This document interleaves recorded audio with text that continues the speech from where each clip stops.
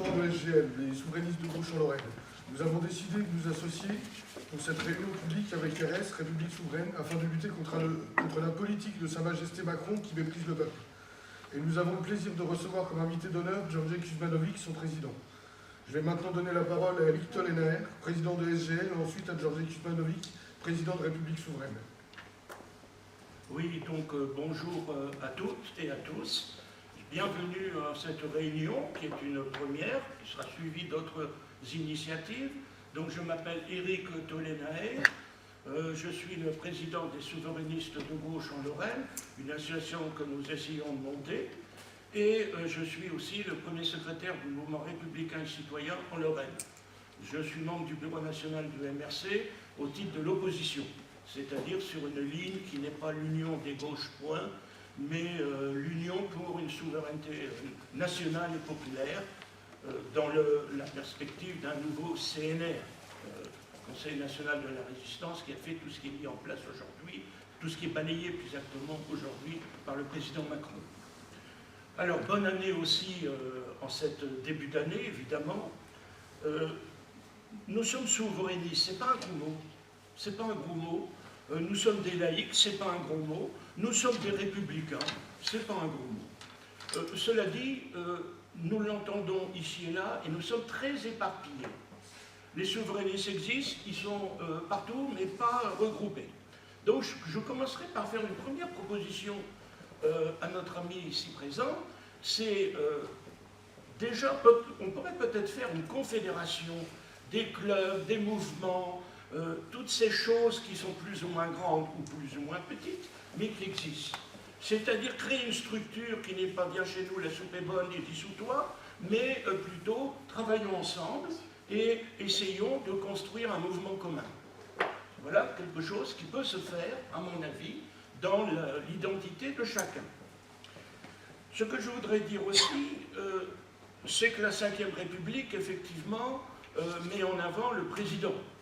Donc, nous avons un président Macron qui nous dit « Je suis le représentant de la démocratie, il y a en face Marine Le Pen, l'extrême droite, il faut donc me faire confiance, c'est moi qui vais battre l'extrême droite. » Eh bien, il ne faut plus être dans cette situation. Ni l'extrême droite, que ce soit Le Pen ou un autre, ni Macron. Parce que vous avez l'extrême droite d'un côté, l'extrême finance de l'autre. Et les républicains sont évacués, qu'ils soient sur le flanc gauche, sur le flanc droit, ou, comme dirait Chevènement, au-dessus de la gauche, au-dessus de la droite. Alors,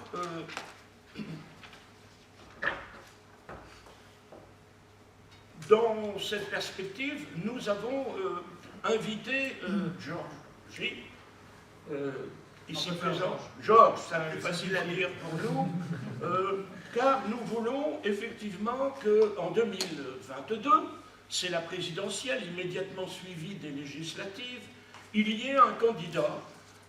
Alors si le mot souverainiste ne plaît pas, disons pour la souveraineté nationale et populaire, pour défendre la souveraineté nationale et populaire, c'est-à-dire un républicain qui se hisse au-dessus du flanc gauche, mais aussi du flanc droit, et qui est capable de rassembler contre l'oligarchie financière et contre l'extrême droite, raciste, xénophobe, etc. Alors effectivement, ce terrain-là a été abandonné par la droite, évidemment, ce n'est pas surprenant, mais ce qui l'est beaucoup plus, c'est que la gauche a abandonné ce terrain-là.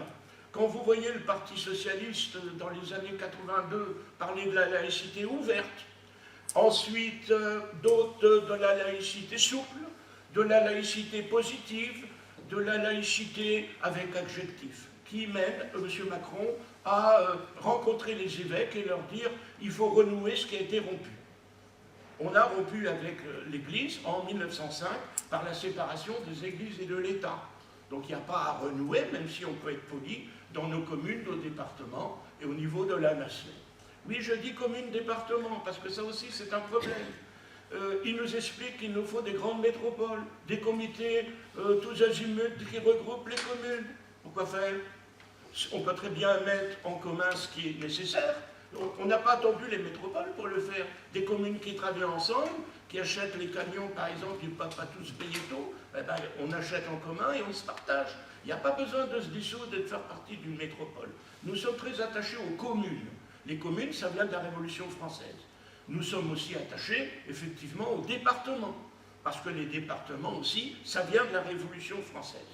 Il s'avère que je suis professeur de lettres et d'histoire, et quand j'explique à mes élèves les régions, je les interpelle et ils ne voient pas toujours pourquoi il y a des régions.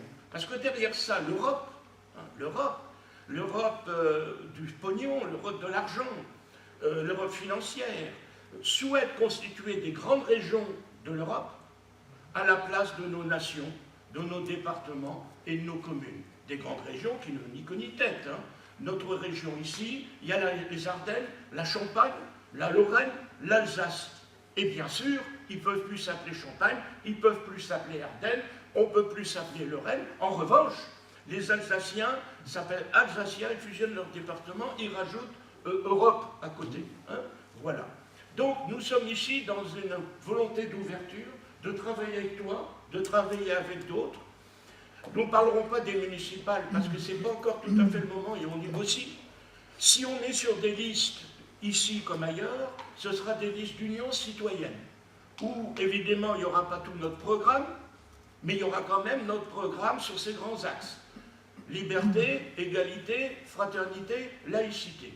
Et de ce point de vue, effectivement, nous pourrons rassembler des républicains, des souverainistes, des deux flancs de la montagne, hein, la montagne république. Je terminerai par une citation de Jean Jaurès, que moi je suis né à gauche.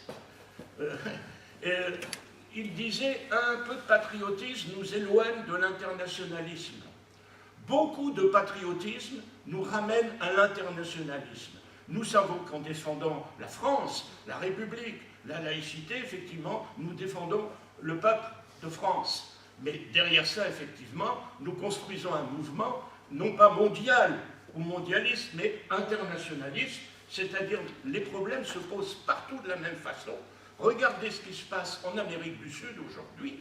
Hein, effectivement, les peuples sont en lutte, sont en combat politique contre des oligarchies financières et bien sûr la mainmise des USA derrière pour effectivement contrôler le mouvement, mettre en place des présidents à la place de ceux qui sont élus et ainsi de suite. Voilà, bienvenue, nous allons maintenant passer la parole à Georges, qui est l'orateur du jour, comme on dit, et ensuite, après son intervention, qu'il faut écouter jusqu'au bout, la parole circulera, parce qu'il faut des débats. La vérité absolue, c'est fini, ça. Hein. Moi, j'étais 14 ans trotskiste à l'OCI, j'étais 24 ans au Parti Socialiste dans ses sensibilités de gauche, ça fait 8 ans que je suis au MRC. Ceux qui ont raison contre ceux qui ont tort, il y a longtemps qu'on l'aurait vu s'ils avaient raison tout seuls. Hein. Hélas, la vérité est à construire. J'ai dit.